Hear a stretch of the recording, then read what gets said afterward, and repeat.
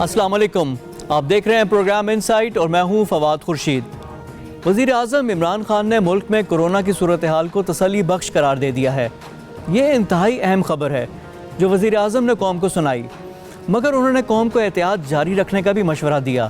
عمران خان نے احتیاط کو کورونا کے خلاف اہم ترین ہتھیار قرار دے دیا ہے۔ انہوں نے کیا کہا، ذرا سنتے ہیں۔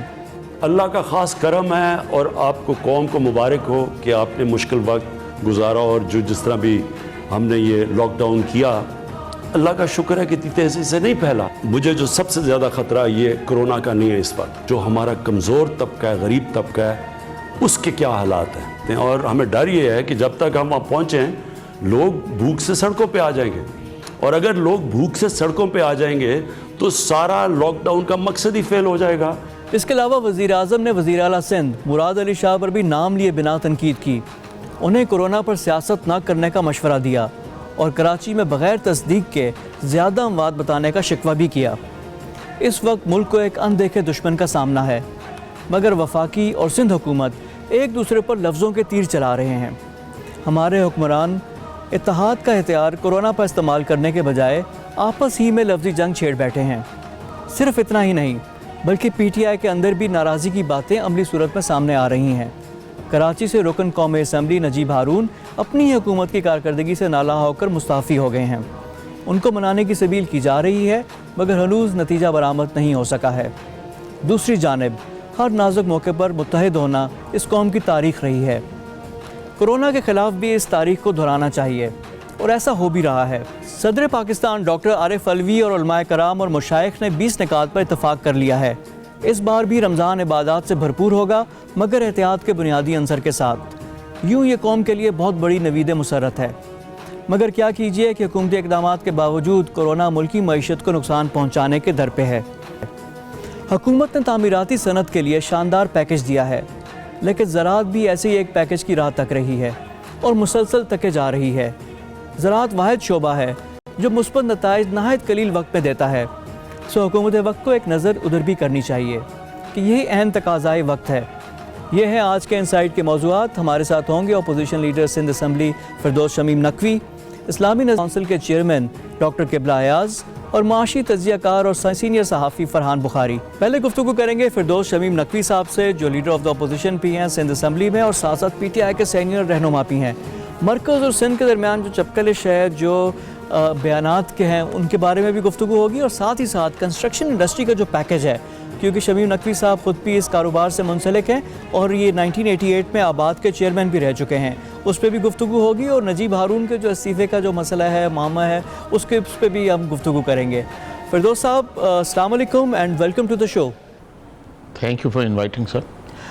فردوس صاحب، سب سے پہلے تو سب سے جو گراؤنڈ کے سامنے جو ایلیفنٹ ان دا روم ہے کورونا والا ایشو، اور کراچی ایک طرح سے پاکستان میں سب سے پہلے لائم لائٹ میں بھی آیا، اور سندھ گورنمنٹ کی جو اقدامات تھے، جو مرکز، کیونکہ آپ کی جماعت ہے وہ مرکز میں حکومت ہے، آپ اپوزیشن میں ہیں سندھ میں، تو اختلافات اور اس طرح کی باتیں ہیں کہ پوائنٹ آف ویو کا فرق، تو وہ لوگ بڑے کنفیوز ہو رہے تھے اس سے ساری چیزیں۔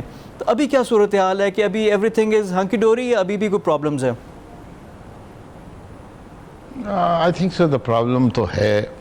دیکھیے، پرابلم میں آپ کو بتاؤں کیا ہے، اور اس کو سیدھے طریقے سے، جس طرح آج بھی پرائم منسٹر صاحب کا پریس ٹاک یا میڈیا ٹاک آپ کا ہے، ہمیں سندھ کے لیے ڈائریکٹلی وہ سٹینڈرڈز کال آؤٹ کرنے پڑیں گے کہ اگر reported cases on a daily basis جتنے ہوں گے تو ہم ریلیکس کریں گے، اور اگر اس سے زیادہ ہوں گے کسی علاقے میں تو ہم اس کو سخت کریں گے۔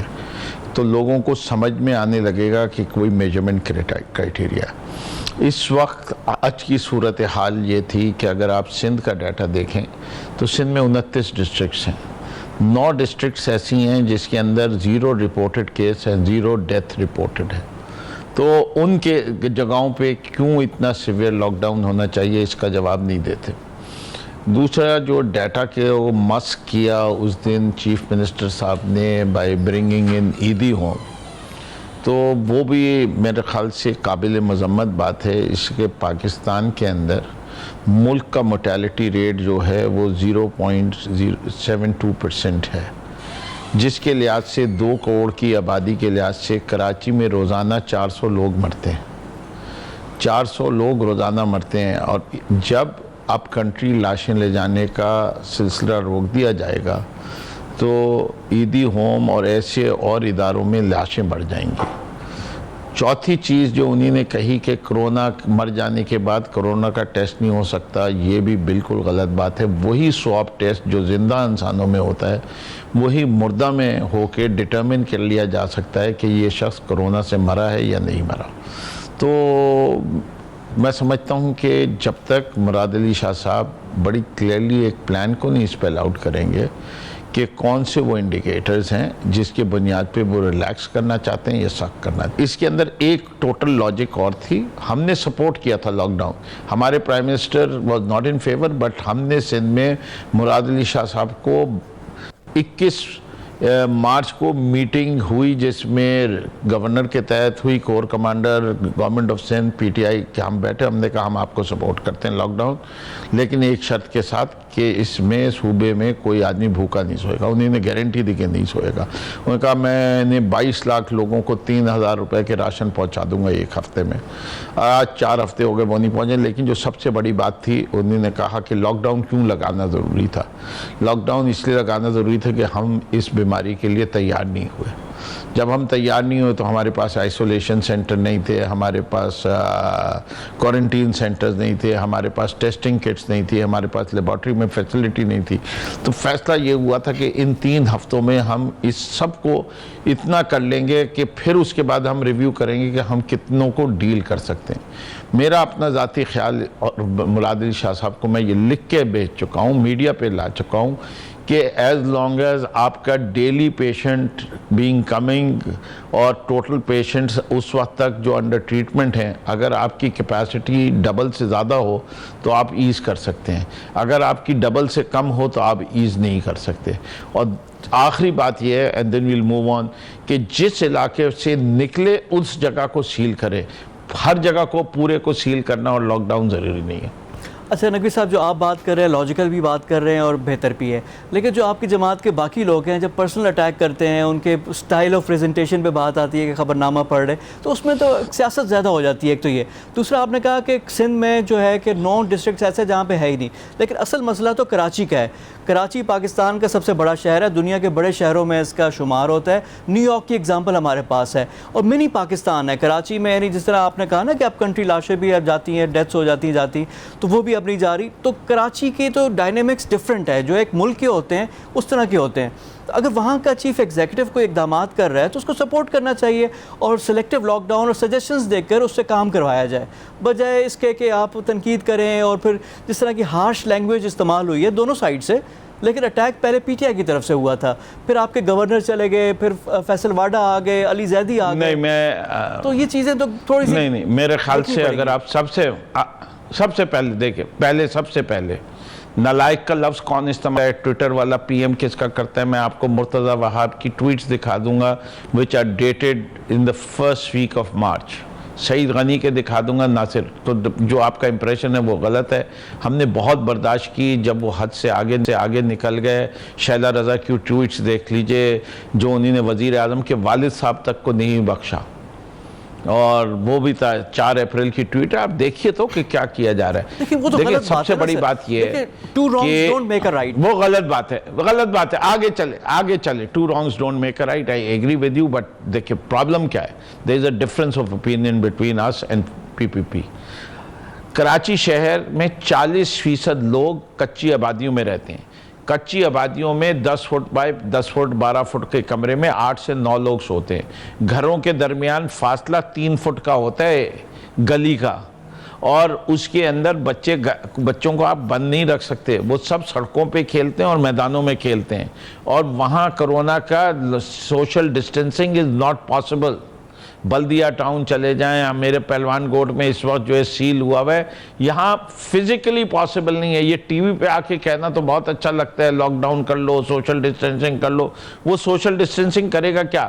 یہ اسی قسم کا صورتحال ہو جاتی ہے جس کو آپ کہتے ہیں کہ رادر دین پریونٹنگ کرونا, ہم نے کرونا کے انکیوبیشن سینٹر کریٹ کر دیے جب آپ نے لوگوں کو کچی آبادیوں میں بند کر دیا. اور اس وقت جتنے کیسز آ رہے ہیں آپ یہ دیکھ سکتے ہیں کہ اس کی صورتحال یہ آ رہی ہے کہ 80 to 90% کراچی کا کیس جو آیا ہے وہ کچی آبادی سے آ رہا ہے. اور یہ صورتحال ہے, اور یہ بات ہم چیف منسٹر کو سمجھا رہے ہیں. ہمارے لحاظ سے جیسے ہی ایسی آبادیوں میں سے ایک کیس آئے تو آپ کو جو آدمی افیکٹ ہو اس کو آئسولیشن سینٹر میں لے کے جائیے, اس کے خاندان والوں کو کوارنٹین سینٹر میں لے کے جائیے, اس کو اور اس محلے کو سیل کر دیجئے کہ دیکھا جائے کہ 2 ہفتے میں کوئی اور کیس تو نہیں آتا, اور وہاں ایکسٹینسو ٹیسٹنگ کر لیں. یہ طریقہ کار ہے جس کی ہم بار بار آپ کے میں. اب آ جاتے ہیں آپ کی جماعت کے بارے میں بات کرتے ہیں. ویسے جنرلی تھوڑا سا ایز اے نیوٹرل میں تھوڑا سا ایک نقشہ کھینچتا ہوں سر, اس کے بعد پھر آپ سے سوال ہوگا. یہ تھا کہ پیپلز پارٹی سندھ میں بلا شرکت غیر اقتدار کا ہے, کوئی ان کو چیلنج نہیں تھا. پھر ایم کیو ایم شہری علاقوں میں تھی اور پی ٹی آئی ایک چیلنج کے طور پہ ابھری. آپ لوگوں نے ایم کیو ایم کو بھی پیچھے کیا, کراچی جیسے شہر میں بھی آپ لوگوں نے سیٹیں لیں, اور باقی جگہوں پہ بھی جو سندھ گورنمنٹ پیپلز پارٹی کے خلاف جو ایک آپشن آ رہا تھا وہ پی ٹی آئی کا تھا. لیکن اب جو موجودہ کرونا کی صورتحال ہے اس میں سرپرائزنگلی جو پیپلز پارٹی کی گورنمنٹ ہے اس کو بڑی پذیرائی مل رہی ہے. یعنی لوگوں نے کہا کہ جو رسپانس, کیونکہ آپ کا نیریٹو بنا ہوا تھا کرپشن کا, انکمپٹنس کا, وہ لوگوں نے کافی بائی کیا ہوا تھا, میڈیا میں بھی یہی تھا. لیکن کرونا کی ہینڈلنگ میں سندھ گورنمنٹ ذرا اچھے مارکس لینے شروع ہو گئے.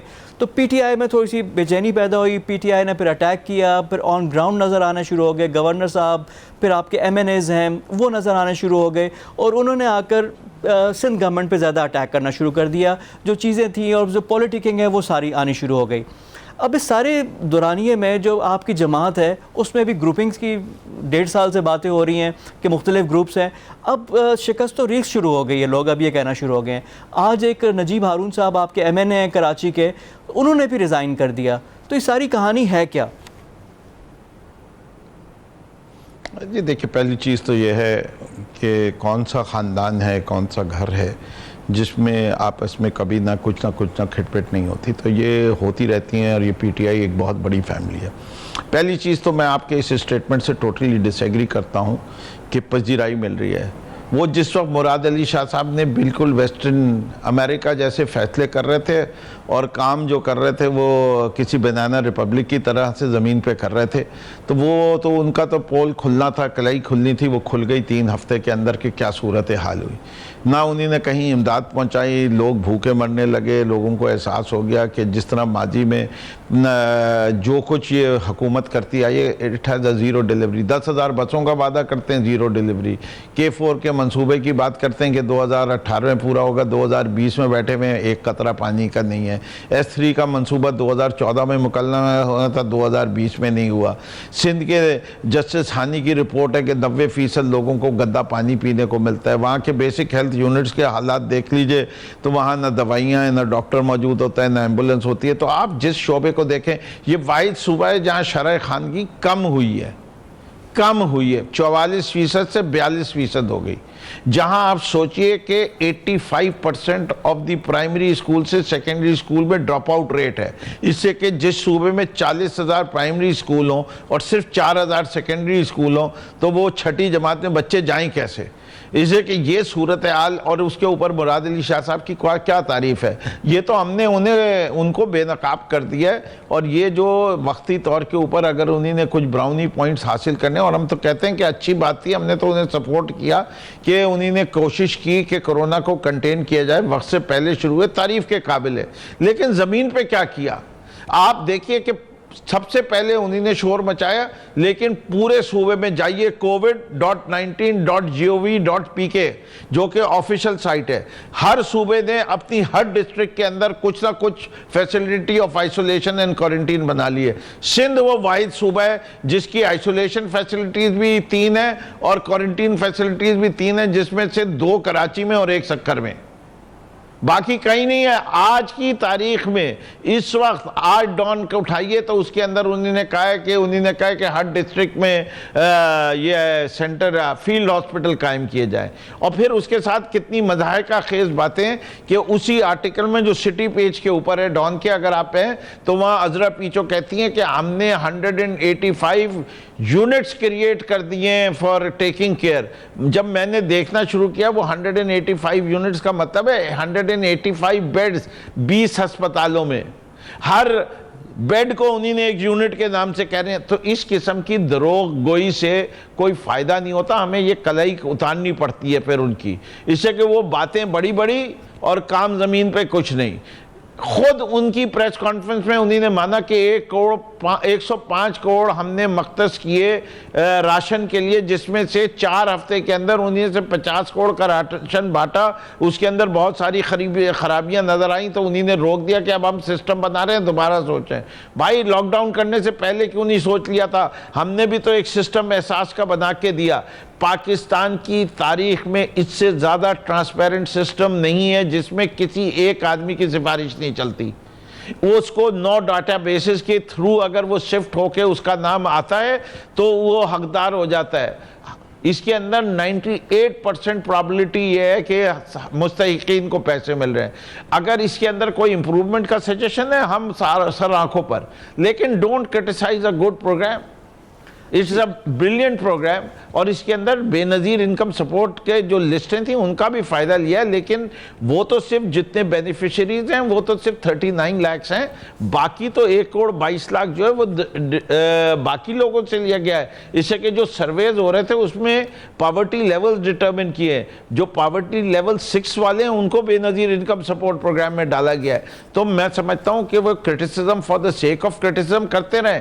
سوشل ڈسٹینسنگ اگر نہیں ہوئی, چاہے وہ پنجاب ہو, کے پی ہو, سندھ ہو, تو وہ کنسرن ڈی سی سے بازپرس ہونی چاہیے کہ آپ لوگوں کے پاس ساری ایڈمنسٹریٹو طاقت ہوتے ہوئے یہ آپ کی بے توجہی کی وجہ ہے کہ آپ نے پراپر انتظامات نہیں کیے کہ لوگ ڈسٹنس پہ کھڑے ہوں, اس لیے یہ یا ڈسٹنس پہ بیٹھیں. تو if you are barking on the wrong tree, اس سے کوئی فائدہ نہیں ہوتا. ٹھیک, اچھا, جہاں سیاست بڑی گندگی میں گئی ہوئی ہے, اور میں سمجھتا ہوں کہ جو بھی اس وقت اس قسم کی سیاست کر رہا ہے وہ قابل مذمت ہے, چاہے وہ میری پارٹی کا ہو چاہے وہ پیپلز پارٹی کا ہو. اچھا, نجیب ہارون کے استعفے پہ بھی ذرا آبجیکٹیولی کرٹیسائز کریں, کوئی مسئلہ نہیں ہے. نجیب ہارون کا استعفی, اور اس موقع پہ نجیب ہارون کا استعفی جو آپ کے ایم این اے ہیں. جی میں سمجھتا ہوں, دیکھیے نجیب ہارون اور میں دونوں نے ایک ساتھ ہی پارٹی جوائن کی تھی, ہم دونوں ساتھ کے پڑھے ہوئے ہیں, دونوں انجینئرز ہیں, کلاس فیلوز ہیں. میں سمجھتا ہوں نجیب ہارون صاحب نے پچھلے 1-2 ماہ میں اس بات کا اپنی فرسٹریشن کا اظہار کیا ہے کہ پارٹی کے جو اولڈ گارڈ تھے ان کو نگلیکٹ کیا جا رہا ہے. میں سمجھتا ہوں کہ ان کے اس ریزگنیشن میں صرف یہی پروٹیسٹ تھی کہ وہ یہ توجہ دلانا چاہتے تھے شاید پارٹی کی کور کمیٹی اور سب کو کہ all is not good within the party, اور جہاں وہ گورنمنٹ کے افیئرز پہ فوکس کیا جا رہا ہے اس میں ضروری ہے کہ پارٹی جو ہے اپنی decision making, transparency, good governance and جو پرنسپلز ہیں اس کو ایڈہر کرے, اور اس سے اگر کہیں پارٹی یا گورنمنٹ ہٹ رہی ہے, ٹائمنگ بڑی امپورٹنٹ ہے. آئی تھنک سو دس از نجیب, میں سمجھتا ہوں نجیب ہارون کی مسٹیک ہے. This is, I have to put it purely on his shoulders کہ this is not the right time, he should have not resigned at this time. There are many other ways کہ وہ جس طریقے سے کام کر سکتے. تو میں ان کی وائل پروٹیسٹ کو تو ریکگنائز کر سکتا ہوں کہ اس میں شاید کچھ میرٹ ہو, لیکن میں اس کی ٹائمنگ کو جو ہے میں سراسر سمجھتا ہوں کہ ایک فاؤنڈنگ ممبر کو, ایک آدمی کو جس کی پارٹی سے اتنی پرانی ایسوسیشن ہے, جو اپنے ریزگنیشن لیٹر میں باقاعدگی سے لکھتا ہے کہ میں پارٹی نہیں چھوڑ رہا, اور میں بلیو کرتا ہوں کہ عمران خان از دا بیسٹ لیڈر, تو ان کو اس وقت ریزائن کرنا بالکل موضوع نہیں ہے. اور میں سمجھتا ہوں یہ ریزگنیشن ایکسیپٹ بھی نہیں ہوگا. یہ ریزگنیشن انہوں نے پرائم منسٹر کو ایڈریس کیا, it is not addressed either to the speaker اور ٹو دی الیکشن کمیشن. تو till that time this is an internal matter of the party, اور ہم لوگ اس کو ہینڈل کر رہے ہیں. انشاءاللہ the result will be positive. بہت شکریہ آپ کا فردوس شمیم نقوی صاحب. हमारे साथ मौजूद थे leader of the opposition Sindh के PTI के रहनुमा फिरदौस शमीम नकवी। उनके ख्यालात आपने सुने। कंस्ट्रक्शन इंडस्ट्री के बारे में बड़े प्रैक्टिकल उन्होंने सोल्यूशन और सजेशंस भी दिए हैं, और साथ ही साथ जो PTI और मरकज़ के दरमियान जो सिंध गवर्नमेंट और PTI की मरकज़ी हुकूमत के दरमियान जो मामलात हैं उन पर भी उन्होंने अपने ख्यालात का इजहार किया। प्रोग्राम में वक्त हो गया एक ब्रेक का। ब्रेक के बाद आकर गुफ्तगू का सिलसिला जारी रखेंगे। Stay with us.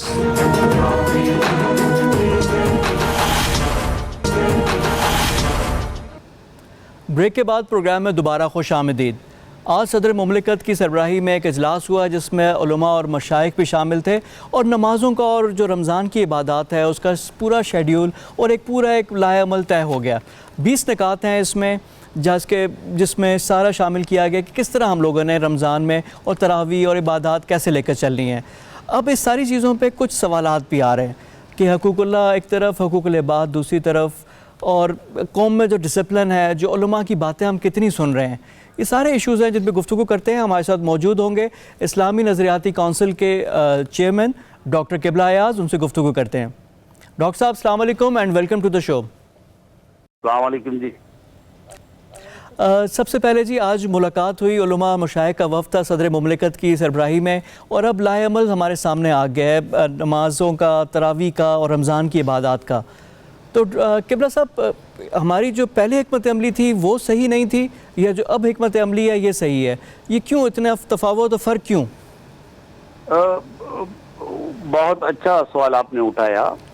जो हमारी पहली वो थी फैसले थे जिसमें ये था कि कम से कम लोग हों मसाजिद के अंदर, और मसाजिद बंद ना हों, और नमाज कायम हो, लेकिन लोग होम वर्शिप की तरफ जाएं, यानी घरों में इबादत करें। तो अमलन ऐसा मुमकिन नहीं हुआ। आपने ये देखा कि मसाजिद की इंतज़ामिया ने अगर ताउन किया भी, तो हमारे नमाजी जो थे वो आए, उन्होंने इसरार किया, ज़बरदस्ती आ गए। कराची के अंदर लॉ एंड ऑर्डर की सिचुएशन पैदा हो गई। मुल्क के और इलाकों में भी ऐसी ही सूरत हाल थी। तो अब ये है कि जब ये सूरत हाल हो तो ये तो मुमकिन नहीं था कि हुकूमत ज़बरदस्ती लॉ इन्फोर्सिंग एजेंसीज के ज़रिए लोगों को रोके। एक बड़ा अजीब सी कैफियत पैदा हो जाती।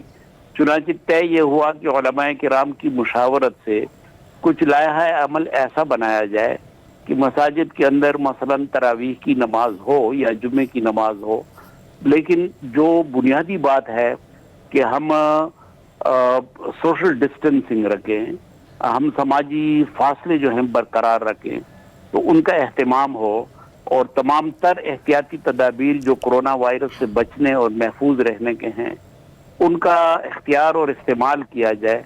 चुनांचे आज के इज्तिमा में तो उलमाए किराम का बिल इत्तेफाक पूरे मुल्क के नुमाइंदा उलमा और मशाइख को बुलाया गया था, आया हो, तो इसी पर उन्होंने किया।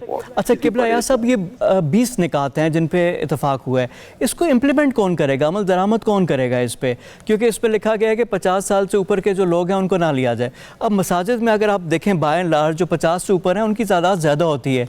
नौजवान मसाजिद में इतनी नमाज नहीं पढ़ रहे, हमने जो बिलउमूम जो मुशाहिदा भी है। तो इसको इम्प्लीमेंटेशन कैसे आप मेक श्योर करेंगे कि हो रही है? देखें, ये तो बिल्कुल सही बात है कि हमारे मुल्क के अंदर कानून का एहतराम बहुत कम किया जाता है।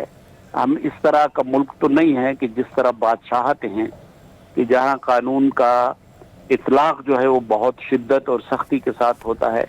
वहां पर आबादियां भी कम हैं और उनके पास यकीनन बजट भी बहुत ज़्यादा है। तो पुलिस के ज़रिए तो ये मुमकिन नहीं है। ये कहा ये गया, उलमाए किराम ने ये वादा किया कि वो खुद समझाएंगे लोगों को।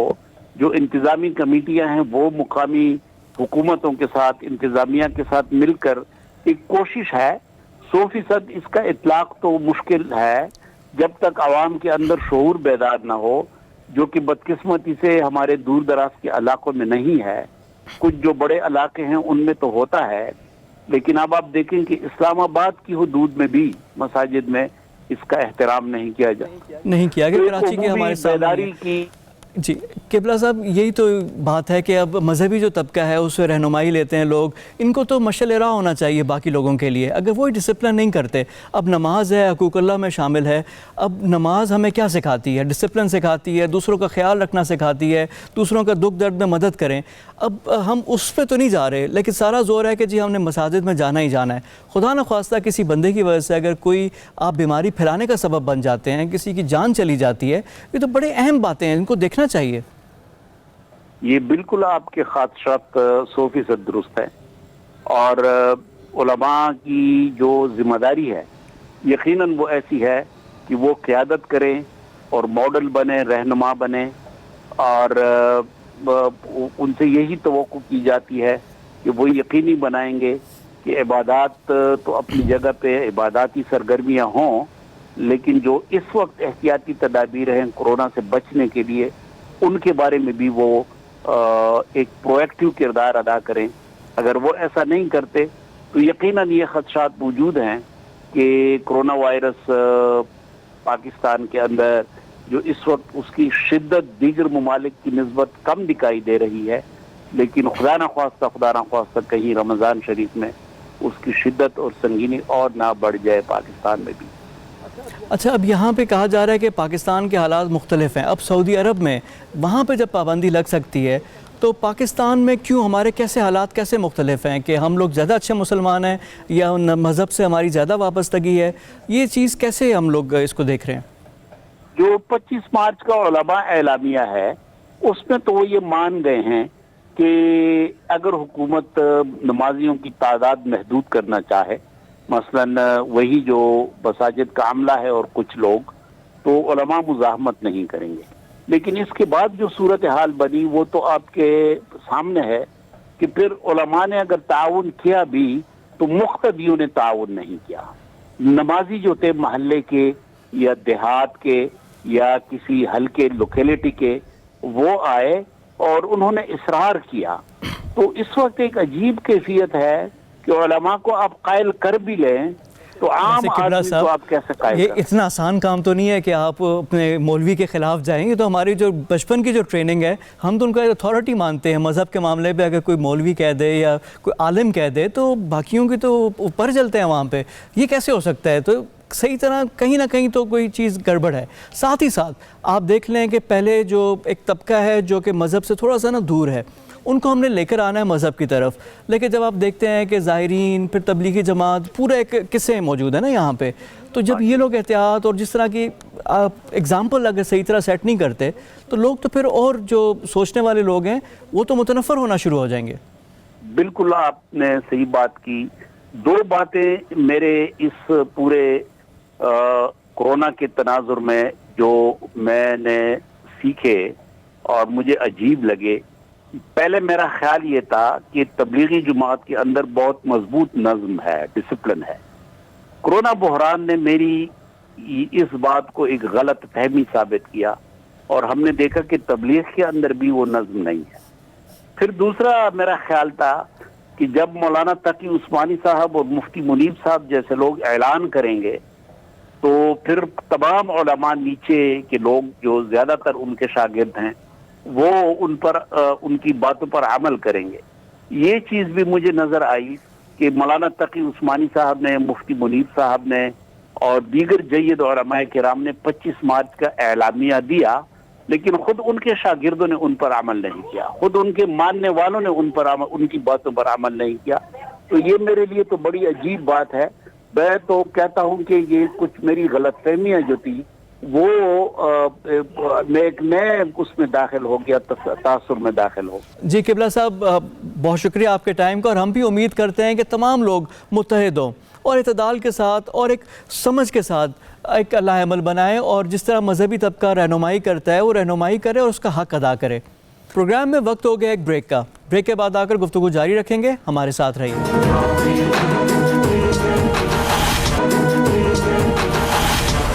بریک کے بعد پروگرام میں دوبارہ خوش آمدید. حالیہ جو کورونا کی پینڈیمک ہے اس نے ایک چیز ثابت کر دی ہے کہ جو فوڈ سیکیورٹی ہے وہ ملکوں کے لیے کتنی اہم ہے. جب لاک ڈاؤن ہے, ملکوں کے بارڈرز بند ہو گئے ہیں, تو جو ملک زراعت میں خود کفیل نہیں ہے ان کے لیے بڑا مشکل ٹائم ہے کہ اپنے عوام کو وہ کھانا نہیں کھلا سکتے, تو ان کے لیے بہت بڑا لمحہ فکریہ ہے اور پوری دنیا اس پہ ری تھنک کر رہی ہے. پاکستان اس لحاظ سے کافی لکی ہے کہ پاکستان زراعت میں خاص کر جو گندم ہے اور باقی اس طرح کھانے پینے کی جو ہماری ہیں فصلیں وہ پاکستان میں وافر مقدار میں ہوتی ہیں. اب یہ ساری صورتحال کہ زراعت کی جو امپورٹنس ہے اور جو ابھی گندم کی کٹائی کا سیزن ہارویسٹ کا شروع ہوا ہے اس میں ویئر وی سٹینڈ اور ہمیں کیا کیا ایسے اقدامات ہیں جو ابھی مزید کرنے چاہیے اور ایگریکلچر سیکٹر کو کیسے بہتر کیا جا سکتا ہے, یہ کچھ باتیں ہیں. اور ساتھ ساتھ جو رپورٹ آئی ہیں, جو گندم کی رپورٹ ہے اور چینی کی رپورٹ ہے, اس میں بھی لمحہ فکریہ اور سسٹم پہ سوال اٹھے ہوئے ہیں. ان ایشوز پہ گفتگو کرنے کے لیے ہمارے ساتھ موجود ہوں گے فرحان بخاری صاحب. فرحان بخاری صاحب سینئر جرنلسٹ ہیں, فائنینشیل ٹائمز سے بھی منسلک ہیں, پاکستانی اخبارات میں بھی لکھتے رہتے ہیں اور ٹی وی چینلز میں آپ ان کے تبصرے سنتے بھی رہتے ہیں. فرحان صاحب السلام علیکم اینڈ ویلکم ٹو دا شو. جی السلام علیکم, شکریہ.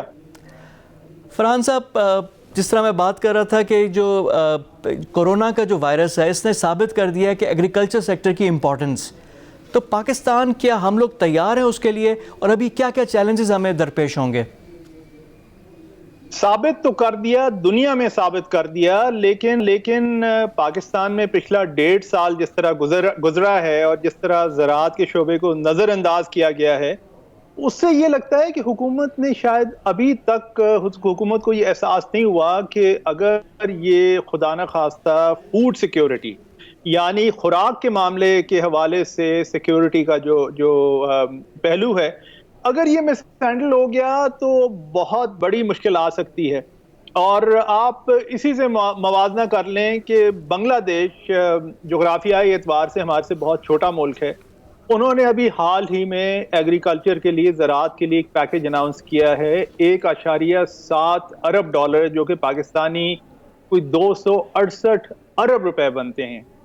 جبکہ اسلام آباد میں جو بڑے افسران ہیں جن سے میرا رابطہ ہوا اور جنہوں نے یہ بنگلہ دیش کا یہ قدم دیکھا ہے, ان کے مطابق ہمارے یہاں مشکل سے اگر کوئی زراعت کے لیے کوئی رقم جائے گی بھی تو وہ شاید بنگلہ دیش کے مقابلے میں 5واں یا 6ٹھا حصہ ہوگا. اس سے آپ کو پتہ چل جاتا ہے کہ ہمارے ملک میں دراصل زرعی شعبے کو اب بھی کتنا نظر انداز کیا جا رہا ہے. مثلاً حال ہی میں وزیر اعظم نے کنسٹرکشن کا ایک متنازع پیکیج اناؤنس کر دیا. متنازع اس لیے کیونکہ اس میں ایک دفعہ پھر ایک شک رکھی گئی ہے کہ جی جو بھی سرمایہ کار ہوں گے ان سے یہ نہیں پوچھا جائے گا کہ یہ پیسہ آپ کہاں سے لے کے آئے, یعنی کالے دھن کو سفید کرنے کی ایک کوشش. لیکن زراعت کے لیے جو کچھ ہونا چاہیے تھا اور کہیں زیادہ ہونا چاہیے تھا وہ ابھی تک نظر نہیں آتا. پھر یہ جو ٹڈی دل کے حملے کا معاملہ ہے, لوکسٹ اٹیک ہے, حکومت پاکستان کو 6 مہینے سے زیادہ عرصہ لگا ملک میں لوکسٹ ایمرجنسی یعنی ٹڈی دل کے حوالے سے ایک ایمرجنسی ڈکلیئر کرتے ہوئے, جو کہ جنوری میں آئی, جبکہ پہلی اطلاعات ٹڈی دل کے حملے کے حوالے سے پچھلے سال جون میں تھیں. تو لگتا یہ ہے کہ حکومت کو یا تو احساس نہیں ہے یا وہ احساس کرنا نہیں چاہتے, یعنی سمجھ نہیں ہے یا وہ سمجھنا چاہتے نہیں ہیں کہ زراعت کے بغیر پاکستان کا مستقبل بڑی حد تک تاریک ہو سکتا ہے. اچھا فرحان صاحب, اب آپ کی باتوں سے نا میں نے 4 باتیں کرنی ہے. احساس تو گورنمنٹ کو ہے کیونکہ احساس کے نام سے انہوں نے پروگرام بھی سٹارٹ کیے ہوئے, لیکن کمنگ بیک جو آپ نے کہا ایگریکلچر سیکٹر کو نگلیکٹ کیا جا رہا ہے. جو آپ کی اسمبلی ہے اس کی جب آپ کمپوزیشن دیکھتے ہیں تو سارے کے سارے ایگریکلچرسٹ بیٹھے ہوئے ہیں سر, اور جتنے بھی مراد ہیں جو ٹیکسز میں بھی آپ دیکھتے ہیں کہ وہ بھی نہیں ہیں. تو ایگریکلچر سیکٹر کو تو ہم بڑا پیٹرنائز کرتے رہے ہیں, لیکن ایگریکلچر سیکٹر ڈیلیور نہیں کر رہا, نمبر 1. نمبر 2, آپ نے بات کی کنسٹرکشن انڈسٹری کے لیے, آپ نے کہا کہ کارٹ بلانش دے دیا, ان کو ایمنسٹی دے دی, لیکن اس سے پہلے 2-3 ایمنسٹی اسکیمس بھی گورنمنٹ دے چکی ہے. تو صرف اس کنسٹرکشن والے پیکیج میں تو نہیں ہے, اس سے پہلے بھی جو ٹیکس کے لیے بھی ہم نے کیا, عمران خان گورنمنٹ نے کیا, پھر شاہد خاقان باسی کی گورنمنٹ تھی, ادھر بھی ایمنسٹی کی اسکیمز آئی ہیں. تو وہاں پہ بھی تو مواقع تو ہم نے دیے ہیں, لیکن لوگ اس پہ نہیں آ رہے. دونوں کا 1 by 1 جواب. بہت شکریہ. اچھا, کنسٹرکشن کا جو آپ نے سوال کیا ہے اس کے حوالے سے میں اتنا صرف کہتا چلوں, یہ آپ کا آخری سوال تھا, وہ یہ ہے کہ دیکھیے اس وقت جبکہ FATF کی تلوار پاکستان کے اوپر لٹک رہی ہے اور منی لانڈرنگ کے حوالے سے پاکستان کی ساکھ دنیا بھر میں بڑی متاثر ہوئی ہے, پاکستان کے حوالے سے کئی ممالک نے سوالات اٹھائے ہیں. اس وقت تو کرونا وائرس کی ایمرجنسی کے بعد خاص طور پہ صرف اس راستے پہ جانا اور سمجھنا، جس طرح وزیر اعظم کہتے ہیں کہ جی وہ کنسٹرکشن سیکٹر کو اگر کچھ انسینٹیوز دے دیے تو 40 اور انڈسٹریز چل پڑیں گی، یہ عجیب منطق ہے۔ ملک میں لاک ڈاؤن ہے، لوگ گھروں میں بیٹھے ہیں، تو وہ جو باقی جو انڈسٹریز ہیں، باقی جو صنعتیں ہیں، وہ کیسے چلیں گی اور کب چلیں گی؟ اس وقت بات ہو رہی ہے جو ایمرجنسی صورتحال ہے، جو کہ آج کی تاریخ میں ہے، جو کہ پچھلے 1 مہینے سے درپیش ہے، اور اس ایمرجنسی صورتحال میں اشیاء خورد و نوش کی ایک بالکل کلیدی حیثیت ہے۔ دوسری طرف زراعت کو جس طرح میں نے عرض کیا مجموعی طور پہ نظر انداز کیا گیا ہے۔ آپ نے ایم این ایز کی بات کی، سینیٹرز کی بات کی، یہ صحیح ہے کہ اسمبلیوں میں ایک بڑی تعداد ایسے افراد کی ہے جن کا زرعی شعبے سے تعلق ہے۔ بدقسمتی سے پاکستان کی تاریخ میں آج تک ہوتا یہ آیا ہے کہ ایک خاص ایک کلاس ہے دیہی علاقوں سے جن کا تعلق ہے، انہیں تو مراعات دی گئی ہیں لیکن اصلاحات نہیں کی گئی۔ مراعات اور اصلاحات میں ایک بہت بڑا فرق ہے، اور نتیجہ یہ ہوا ہے کہ خاص طور پہ پچھلے 30 سال میں جو آپ کے زرعی ادارے ہیں، جو خاص طور پہ چھوٹے کسان کی مدد کرنے کے لیے جن کی ذمہ داری تھی، چاہے وہ ایکسٹینشن سروسز ہوں، چاہے وہ مختلف اجناس سے متعلقہ ادارے ہوں جو اسپیشلائز کرتے ہیں۔ مثلاً پچھلے سال آپ کی کپاس کی فصل تباہ ہو گئی، تقریباً 30-35% جو آؤٹ پٹ تھی اس میں کمی ہوئی۔ آپ کی مونجی یعنی چاول کی فصل جو توقع تھی اس سے کم ہوئی، اور فصلوں میں انڈر پرفارمنس ہوئی ہے، لیکن کیا اس کے نتیجے میں حکومت نے سر نو جو ادارے ہیں جن کی ذمہ داری ہے کہ وہ ان فصلوں کے حوالے سے تحقیق کریں، وہاں پہ کوئی جا کے دیکھا کہ وہ کیا کام کر رہے ہیں؟ لاہور کے پاس کالا شاہ کاکو میں ایک چاول کی فصل پہ تحقیق کا ایک ادارہ ہے، اور اگر آپ آج بھی وہاں پہ چلے جائیں تو آپ کو پتہ چلے گا کہ ان کی تحقیق اتنی زمانے سے پیچھے ہے کہ وہ آپ گھر پہ بیٹھ کے گوگل پہ سرچ کر کے شاید زیادہ معلومات حاصل کر لیں بنسبت ان معلومات کے جو کہ آپ کو اس ادارے سے ملیں گی۔ اور یہ بڑے سیریس کوشچنز ہیں جی فرحان صاحب۔ اچھا، یہاں پہ ایک جو رپورٹ آئی تھی شوگر اور ویٹ والی، وہ بھی آئی اوپننگ تھا، اور اس رپورٹ میں تو پورے کا پورا سسٹم اس پہ سوالیہ نشان ہے، فیلئر آف دا سسٹم۔ جی بالکل، اور نہ صرف یہ کہ فیلئر آف دا سسٹم، بلکہ حالیہ مہینوں میں اس موجودہ مالی سال میں حکومت کی ناکامی، یعنی فیلئر آف دا گورنمنٹ، کہ بھائی آپ نے حکومت کی ای سی سی اکنامک کوآرڈینیشن کونسل، جس کی ذمہ داری ہے کہ وہ فیصلہ کرے کہ کون سی جنس ایسی ہے جس کو برآمد کیا جا سکتا ہے، اور وہ ان کا کام ہے کہ وہ یہ کیلکولیٹ کریں، وہ یہ تخمینہ لگائیں کہ ملک میں اس جنس کے حوالے سے کتنی مانگ ہوگی۔ انہوں نے اپنا کام میں نالائقی کی، وہ وزیر خزانہ بھی اور وزارت خزانہ بھی اس کے ذمہ دار ہیں کہ جناب چینی کی اندھا دھند برآمد ہوتی رہی، ملک سے باہر بھیج دی، ملک میں قیمتیں 30-40% بڑھ گئیں۔ آٹے کا جو معاملہ، جو بحران ہوا ہے، اس کے بارے میں بھی ایسے ہی سوالات اٹھائے گئے۔ یہ کوئی چھوٹے سوال نہیں ہیں، اور یہ وہ شارٹ ٹرم کرائسس ہے، یعنی یہ ماضی قریب کی باتیں۔ یہاں پہ ہم یہ نہیں کہہ سکتے کہ جی 30 سال میں یا 50 سال میں یا 70 سال میں نظام بگڑ گیا تو اس کی اصلاح کرتے ہوئے وقت لگے گا۔ ٹھیک ہے، وہ کسی حد تک وہ منطق پیش کی جا سکتی ہے، لیکن ڈائریکشن تو ٹھیک ہو جائے نا فرحان صاحب، ڈائریکشن ہی نہیں آ رہی نا، اس پہ تبدیلی نہیں آ رہی، ڈائریکشن اور ادراک بھی نہیں ہو رہا ہے اس کا۔ جی، ڈائریکشن کے علاوہ ایک بڑا سوال یہ ہے کہ سرکاری سطح پہ تو ایک کوشش کی گئی سارا کا سارا ملبہ چینی کے حوالے سے جہانگیر ترین خان پہ ڈالنے کی، لیکن میں سمجھتا ہوں کہ یہ غلط ہے۔ غلط اس لیے ہے کیونکہ جہانگیر خان ترین تو ایک بزنس مین ہیں، اور اگر وہ بزنس مین ہیں تو وہ حکومت کی جو بنائی ہوئی پالیسی ہے اس کے تحت وہ کام کریں گے، تو پھر وہ کس طرح قصوروار ہوئے؟ وہ تو ای سی سی سے پوچھنا چاہیے۔ وزارت خزانہ، وزیر خزانہ اس وقت کے جو تھے، उनसे पूछना चाहिए कि आपने क्यों जनाब इतनी बरामद की इजाज़त दे दी फरहान अभी साहब, तक। इसमें कॉन्फ्लिक्ट ऑफ इंटरेस्ट का भी एक पहलू आ जाता है, बिकॉज उनका एक अच्छा खासा असर भी है ना पूरे पॉलिटिकल सिस्टम पे, वो भी है। अब बड़ा क्रिटिकल सवाल मैं आपसे करना चाह रहा हूँ गंदम के हवाले से, क्योंकि आप ग्राउंड रियलिटीज़ के करीब भी हैं और फर्स्ट हैंड आपको पता भी है चीज़ों का भी। हार्वेस्ट शुरू हो गई है गंदम की, और पाकिस्तान के लिए जिस तरह की दुनिया की सूरत हाल है, ये एक स्टेपल फूड आपका एक तरह से एक हो जाएगा। तो वहाँ पे क्या है, क्योंकि कॉटन के और राइस के तो बड़े डिसअपॉइंटिंग नंबर्स आए थे हमारे पास, तो वीट की क्या सूरत हाल होगी? भाई इस वक्त मुझे सबसे ज़्यादा फिक्र ये है कि एक मुल्क में सरकारी हलकों की जानिब से बाज़गश्त है कि जी पाकिस्तान में इस साल गंदम की एक बम्पर क्रॉप होगी। देखिए क्रॉप के साइज़ का उस वक्त तक नहीं पता चलता जब तक कि दाने ज़मींदारों के घरों में ना आ जाएं, मंडियों में ना चले जाएं। एक तरफ तो ये कहना कबल अज़ वक्त है, दूसरी तरफ मैं ये समझता हूँ कि जो गंदम की मार्केटिंग का मामला है और फिर जो पैसे ज़मींदारों को मिलेंगे वो भी एक बड़ी कलीदी उसकी हैसियत है, इसलिए क्योंकि पिछले एक साल में ज़मींदारों का इतना नुकसान हुआ है। कपास वाले इलाकों में आप जाके देख लें, वहाँ तो बेचारे बुरी तरह मारे गए, लेकिन जो वस्ती पंजाब के जो इलाके हैं जहाँ पे ये मूंजी यानी चावल की फसल होती है, वहाँ पे लोगों के लिए भी नुकसानात हुए हैं। कई जगहों से ये इतलात हैं मंडियों से कि 5-6 महीने गुजर गए हैं और अभी तक आड़तियों ने ज़मींदारों के पैसे नहीं दिए, इसलिए क्योंकि वो आड़तियों की जो आगे जो फसल थी इसकी अपना चावल की, वो बिकी नहीं है। तो ये सारी की सारी चीज़ें मिली जुली हैं। अगर दुआ करें कि इस दफ़ा गंदम की फसल जो है वो खैर सलामती से गुजर जाए। अगर गंदम की फसल के बाद कुछ 4 पैसे ज़मींदारों को बच गए तो उससे फ़ायदा ये होगा कि कम से कम अगली फसल के लिए जितनी भी इनपुट्स यानी खादें ख़ास तौर पे और बीज, उस पे जो खर्च अखराजात हैं वो ज़मींदार यानी वो अफोर्ड कर सकेंगे, वो खर्च अखराजात कर सकेंगे, पेस्टिसाइड और पे यील्ड भी बेहतर करेंगे।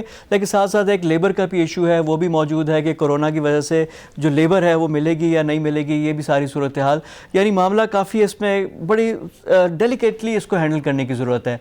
बहुत शुक्रिया आपका फरहान बुखारी साहब, हमारे साथ मौजूद थे। फरहान बुखारी सीनियर जर्नलिस्ट, अपनी राय का उन्होंने इजहार किया और ख़ासकर एग्रीकल्चर की जो इंपॉर्टेंस है, जिस तरह कंस्ट्रक्शन सेक्टर के लिए पैकेज और हंगामी बुनियादों पर इकदाम हुए हैं, यही वो चाह रहे हैं कि एग्रीकल्चर सेक्टर को इस तरह एड्रेस किया जाए। ये तो था आज का प्रोग्राम इनसाइट। कल मज़ीद मौज़ूआत के साथ आपकी खिदमत में हाजिर होंगे, तब तक के लिए फवाद को इजाज़त दीजिए। खुदा हाफिज़।